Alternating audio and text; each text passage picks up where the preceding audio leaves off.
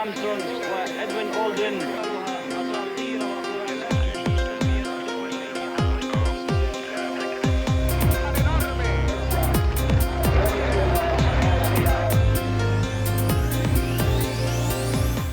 at the dawn of moon exploration, Canada was there. Beautiful, just beautiful. Sure, it wasn't our flag being planted, but the legs for the Apollo 11 spacecraft, they were built in Quebec. Around the world, people were captivated, amazed, inspired.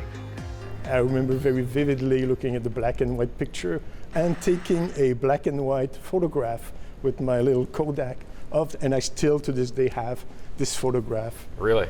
Really. Jules Leclerc was just 10 then, and that moment changed everything for him. Today, he's the Director of Operations for the Canadian Space Agency. The Apollo program was not just a dream of engineers. I mean, it was really a national ambition that was shared with the rest of humanity. So I think if we will have the same kind of ambitious goals set for us going back to the moon, and this time going back for good, we want to have a sustainable presence. I mean, with the timelines that we've given ourselves, before the end of the next decade, we will have permanent colonies on the moon. So how do you do that? Well, after that first walk, more astronauts went back and walked some more. I was strolling on the moon one day. But the last was in 1972, just 3 years after the first. You collected them at the time? Oh yeah. No, that was. You were how old? I was 12. Yeah, 12. And amazed. It was. This changed my life. You know, watching this happen. It was very cool. Randy Atwood is the executive director at the Royal Astronomical Society of Canada. He says after the U.S. won the space race, people and politicians lost interest in the moon. A bit been there, done that. Many people may not know that 12 men walked on the moon. And I think when they landed on the moon, there were already headlines about going to Mars by 1980. But what was missing about going to Mars, but also going back to the moon, is a reason to go. You know, it was political back in the 60s. It was an opportunity to go because technology had reached a point where we could go. You couldn't go in the 50s, rockets were blowing up. But computers were getting small, rockets were working, and there was this race to beat the Soviets on the moon. Everything just clicked. It was a perfect storm, which we haven't had since then.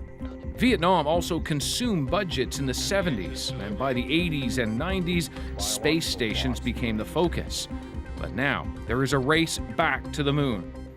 What we've been doing with international partners for the past 20 years is on the space station, learning about life sciences, learning about how to conduct experiments. We're going to use that knowledge now to go to the moon. All right, so do be careful. So this is the moon? This is apparently an analog for the moon. And a mock surface outside Montreal is where Canada is test running its own contribution. If you look at putting a habitat on the lunar surface. Ken Podwalski runs Canada's contribution. The plan goes like this. Just 5 years from now, NASA will put an astronaut back on the moon. At the same time, it'll launch the makings of a new space station, 1,000 times further from the Earth than the ISS. It'll be called Gateway, and in 2026, the latest variant of the Canadarm will be added, an inchworm moving across the moon-orbiting station. And that's going to open up and go into longer missions, basically in the objective of proving that we can go to Mars. That's the ultimate goal. That is the ultimate goal. I mean, how does the moon help us in that pursuit? So the idea here is we're putting out a waypoint. So with the Gateway, we'll be able to establish a permanent presence closer to the moon, and then that will give us an intermediate point for then, if we want to go beyond that, this basically opens up that highway, that railroad to go out into further into the solar system.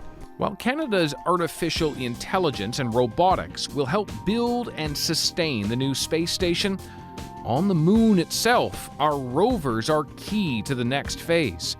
They'll help identify and guide astronauts to resources. There's ice up there on the moon, which means water, and in it, oxygen, fuel sources too.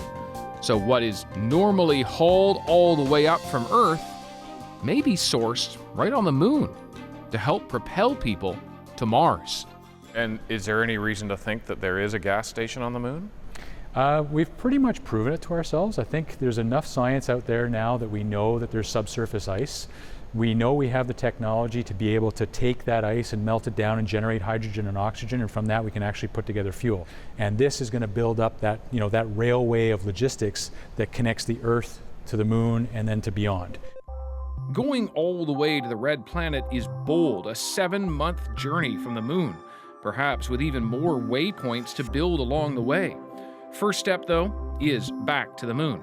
And Atwood says the timelines to do that in less than 5 years are not only ambitious, but perhaps unrealistic. Walk me through that, because you have your doubts. Well, these programs take a lot of time.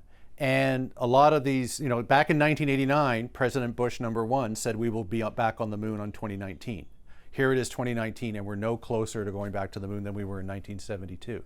So space programs only work if it has political support. It took a full 8 years and a full commitment of a country to do that back in the 60s. You don't have that full commitment. You don't have commitment for the US, you don't have the commitment of the Congress. I don't think we have the commitment of the people.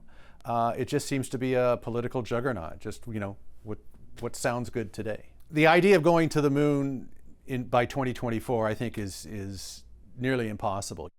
Not to mention, the Canadian Space Agency hasn't even announced who will build Canada's signature contribution, the latest Canadarm. But Ken Podwalski says the various Canadian companies behind the technology are prepared. From our point of view, it's very doable. It's not our first rodeo. We know how to build space robotics, and we're the world leaders in it. There's no reason why we can't be operating in the lunar vicinity. There's no reason why Canadian astronauts can't be going out there to the lunar surface. So this is very real. I mean, Canada is really going to the moon. The future is really here. As for that kid from a half-century ago who grew up to help lead Canada's role in space, the thing that gets me most excited is actually learning to work and live on another body. I mean, we see the moon travel through the skies every night. I mean, it's been a dream of mine. Why aren't we there yet? If all goes to plan, a very ambitious plan with very short timelines, Canadians could be way up there within the next decade. David Common, CBC News, Saint-Hubert, Quebec.